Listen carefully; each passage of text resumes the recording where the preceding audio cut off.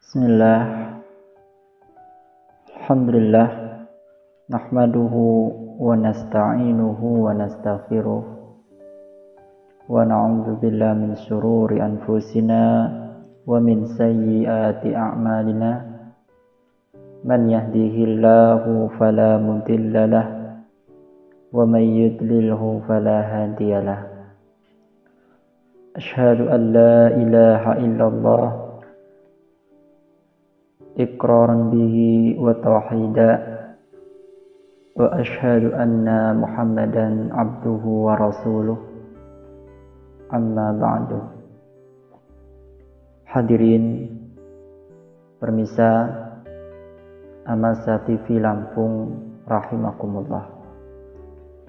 Kembali kita memuji Allah Jalla fi'ula dan bersyukur atas limpahan nikmat dan rahmat darinya, sehingga hari ini, pada kesempatan ini, kita diberikan kesehatan, kita diberikan pendengaran, penglihatan, dan akal, supaya telinga digunakan baik untuk mendengar sesuatu yang mulia, supaya mata diberikan penglihatan agar melihat sesuatu yang diridhoi, dan agar pikiran dapat berpikir sebagaimana mestinya untuk mengagungkan Allah Subhanahu wa ta'ala. Salawat dan salam semoga tercurah kepada baginda yang kita muliakan, Nabi Muhammad sallallahu alaihi wasallam, kepada para sahabatnya, dan kepada para tabi'in, tabi'ut tabi'in, serta orang-orang yang soleh yang hingga saat ini beristiqomah di dalam kesabaran dan kebenaran sampai tegaknya hari kiamat. Permisa rahimakumullah, melalui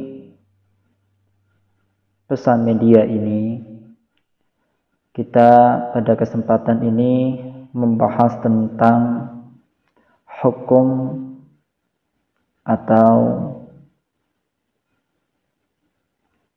yang disebut dengan sunan al-fitrah. Sunan al-fitrah. Jadi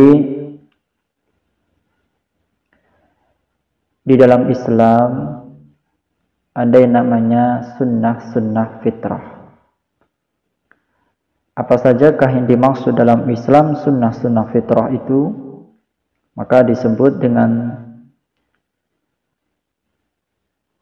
sifat-sifat fitrah, karena memang pelakunya disifati dengan fitrah yang mana Allah Subhanahu wa ta'ala menciptakan manusia di atas keagungannya dan di atas sifat-sifat tersebut,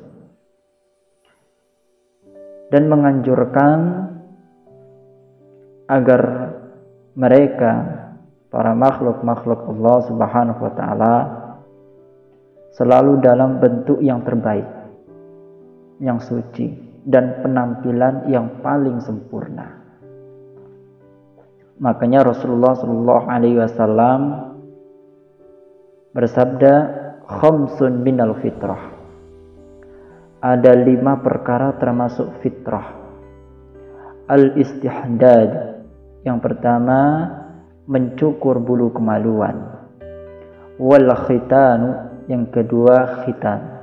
Wa qassus syarib, kemudian menggunting kumis. Wa natful ibti, mencabut bulu ketiak. Wa taqlimul adfar, dan memotong kuku kita.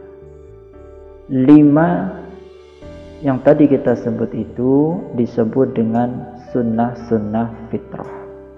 Baik, kita masuk kepada yang pertama. Apakah yang dimaksud dengan al-istihdad? Ya, para ulama berkata bahwa al-istihdad yaitu mencukur bulu kemaluan, yaitu rambut yang tumbuh di sekitar kemaluan.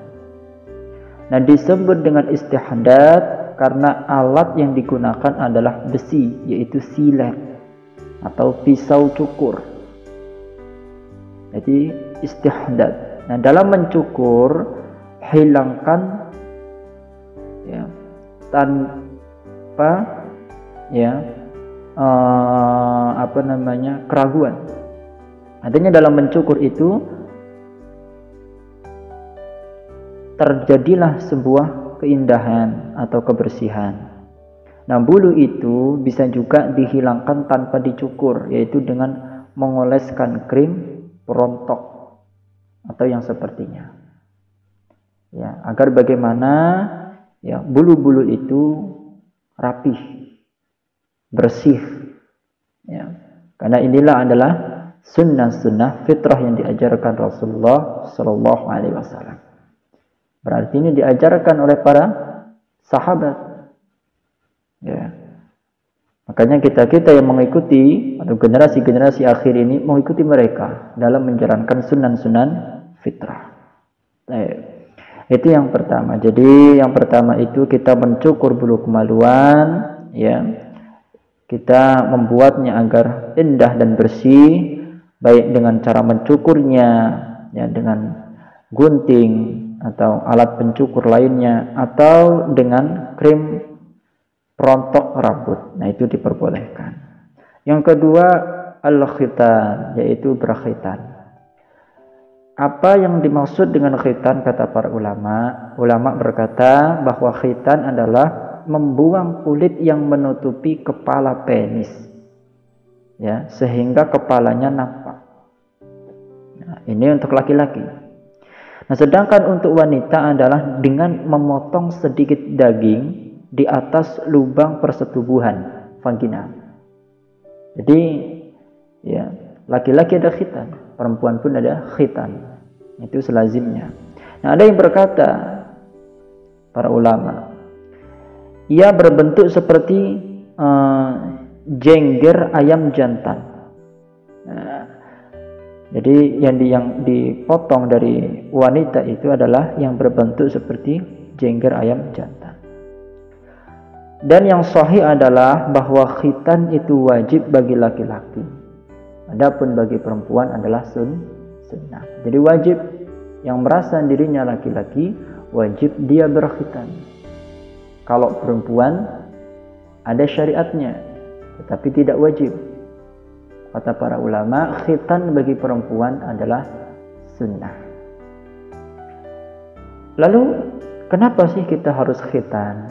Ya.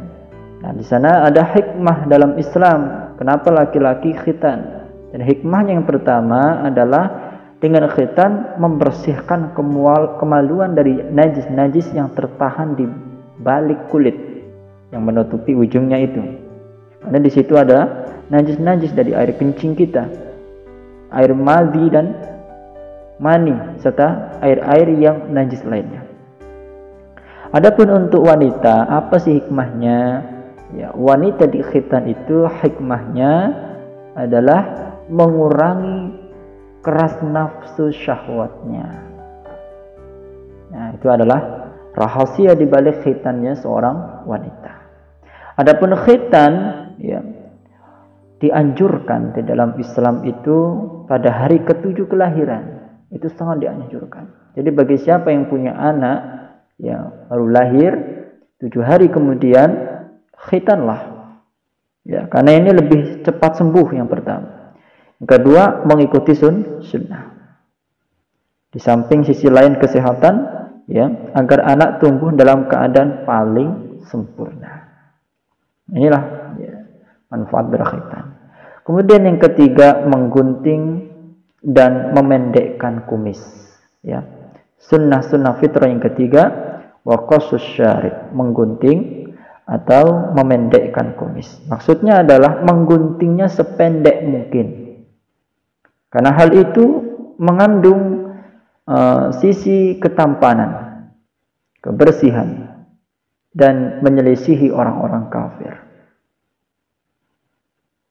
Maka pemirsa rahimakumullah, perlu kita perhatikan ini, bahwa terdapat hadis-hadis yang sahih yang mendorong untuk mencukur kumis dan membiarkan jenggot, memuliakan dan membiarkannya jenggot itu agar memanjang. Karena dalam membiarkan jenggot agar panjang itu mengikuti sunnah Rasulullah dan juga menambahkan ketampanan dan kejantanan. Namun banyak yang kita miriskan ini, laki-laki di zaman ini membalikkan perkara. Mereka membiarkan kumis dan mencukur atau memendekkan jenggot mereka. Nah, semua ini menyelisihi sunnah dan perintah-perintah yang muncul untuk mewajibkan memanjangkan jenggot dan mencukur kumis. Padahal ini nyata-nyata jelas disabdakan oleh Rasulullah di dalam sebuah hadis diriwayatkan oleh Abu Hurairah sahabat Nabi sallallahu alaihi wasallam bahwa Nabi bersabda, "Juzuz syawarib wa arkhul liha wa khaliful majus." Potonglah kumis, kata Nabi, dan biarkanlah jenggot memanjang, serta selisihilah orang-orang Majusi oleh kalian. Hadisnya sahih diriwayatkan oleh Imam Muslim. Nah, kata al-juzzu itu bermakna memotong. Jadi Nabi memerintahkan agar memotong kumis dan membiarkan jenggot supaya apa? Dapat menyelisihi orang-orang Majusi, orang kafir. Dan juga hadis Ibnu Umar menguatkan dari Nabi sallallahu alaihi wasallam, "Khaliful musyrikin, selisihilah oleh kalian orang-orang kafir," kata Nabi. "Waffirul liha, dan panjangkan oleh kalian jenggot-jenggot kalian. Wa ahfus syawari, dan tipiskanlah ya. Wa ahfu, tipiskanlah asyawari, kumis kalian." Hadisnya juga sahih yang diriwayatkan oleh muttafaq alaih. Ya, makna dari arhu ya atau ahfu waffiru liha itu maknanya adalah irkhaul lihyah, yaitu membiarkan atau melepaskan ya, atau membiarkan agar jenggot itu memanjang. Nah, seorang muslim patut memegang petunjuk Nabi Shallallahu Alaihi Wasallam, dan petunjuk di sini adalah membiarkan jenggot tumbuh dan mencukur kumis bila tumbuh. Agar apa? Menyelisih orang-orang kafir, orang-orang Majusi, dan membedakan akan dirinya ciri khas seorang laki-laki dengan seorang perempuan. Makanya kewajiban kita adalah mengikuti sunnah-sunnah Nabi Shallallahu Alaihi Wasallam, dan termasuk sunnah dan fitrah adalah mencukur kumis, ya, agar kumis ini tidak panjang dan membiarkan jenggot kita. Kemudian yang keempat, ya, yang termasuk sunnah-sunnah dan fitrah, wa natful ibti wa taqlimul adfar, ya, taqlimul adfar, memotong kuku, yaitu yang bermaksud mengguntingnya atau memendekkannya dan tidak membiarkan panjang begitu saja. Permisa masati fi rahimakumullah, bahwa memotong ini memperindah kuku dan menghilangkan kotoran-kotoran yang menumpuk di bawahnya. Sebagaimana dulu kaum muslimin ya melaksanakan demikian. Mereka memanjangkan jenggotnya, mencukur kumisnya, dan memotong kuku-kuku mereka. Jangan kita seperti orang jahiliyah pada tempo dulu. Mereka sebaliknya, membiarkan kuku-kuku mereka panjang dan membiarkan kumis-kumis mereka tebal. Nah, semua itu merupakan godaan syaitan yang berusaha agar hamba-hamba Allah ini menyelisihi sunnah dan terjebak pada kubangan fitnah, sehingga Allah Subhanahu wa taala ya menjatuhkan kemurkaan kepada hamba tersebut. Maka kita harus hati-hati ya. Potong kuku-kuku kita. Jangan biarkan kuku kita panjang. Atau berniatan untuk memanjangkan kuku.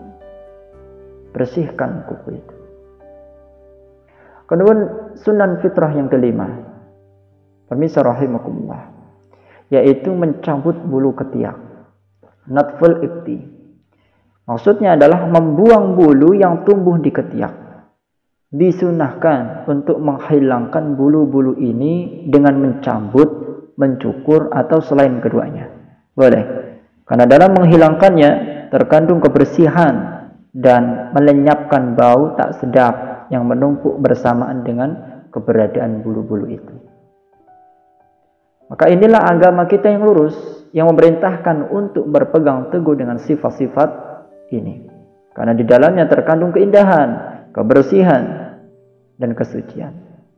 Dan supaya agar seorang muslim senantiasa dalam keadaan yang paling bagus, ya, jauh dari taklid kepada orang-orang kafir dan orang-orang jahiliyah, orang-orang bodoh, dan bangga dengan agamanya serta mentaati Tuhannya dan mengikuti sunnah nabinya sallallahu alaihi wasallam. Dan ditambah, ikhwatal iman, azani Allah, ditambahkan kepada 5 sifat ini adalah bersiwak. Ini kita sebagai orang beriman bersiwak, termasuk sunan fitrah. Menghirup air dengan hidung untuk membersihkannya, istinsyak ketika berwudu, dan berkumur-kumur, membasuh ruas jari-jari tangan kita ketika berwudu, yaitu lingkaran-lingkaran yang berada pada punggung jari jemari kita, yang biasanya kotoran itu bertumpuk padanya. Dan yang berikutnya beristinja termasuk. Jadi ketika kita buang hajat besar, istinja, bersihkan. Ini kita telah singgung di pembahasan yang lalu. Hal ini berdasarkan sebuah hadis dari istri Nabi Aisyah radhiyallahu taala anha. Nabi berkata, "Ashrun minal fitrah." Ada 10 dari fitrah. Qasus syarib. Yang pertama, memotong kumis. Wa infa'ul lihyah. Membiarkan jenggot. Wasiwak, bersiwak, wastinsyak, beristinsyak dengan air, yaitu menghirup air ke dalam hidung, istinsyak ketika berwudu. Wa qassul atfar, memotong kuku. Wa ghaslul barajim, ya, mencuci ruas jari. Wa natful ibti, mencabut bulu ketiak. Wa halqul anah, dan mencabut bulu kemaluan. Wanti qasul ma, dan beristinja, itu membersihkan 2 jalan dari air, ya, yang suci setelah kita buang hajat. Hadis ini adalah hadis yang sahih diriwayatkan oleh Imam Muslim rahimakumullahu taala. Maka ikhwatal iman azza Allah, kita sangat berharap sekali sebagai orang yang beriman, orang yang muslim, mengikuti sunnah-sunnah fitrah ini agar kita indah, bersih, mempesona. Karena adanya sunan-sunan fitrah ini mengatur itu agar kita bersih, agar kita indah. Coba bayangkan kalau kuku kita tidak dipotong, kalau bulu ketiak kita tidak dipotong, atau kumis kita tidak dirapihkan, jenggot kita dan sebagainya, kita akan jorok, kita akan kumuh, ya, kotor. Bahkan banyak najis-najis yang menempel kepada kita. Maka adanya syarat sunan fitrah ini membuang kenajisan-kenajisan itu, membuang kotoran-kotoran yang menempel pada tubuh kita, serta menjadikan kita semakin jantan, semakin berani, ya, membedakan, ya, antara mana laki-laki dan mana seorang perempuan. Nah, mudah-mudahan ini bisa tersampaikan dengan baik, ya, untuk kita semuanya, dan kita amalkan pelan-pelan. Ya, kita jalankan, karena Allah itu suka yang bersih-bersih. Innallaha thayyibun la yuqbalu illa thayyiban. Sesungguhnya Allah itu bagus, indah, dan tidak menerima kecuali yang indah. Barakallahu fiikum ajmain. Selamat dilaksanakan. Akhirul kalam. Jazakumullahu khairan katsira.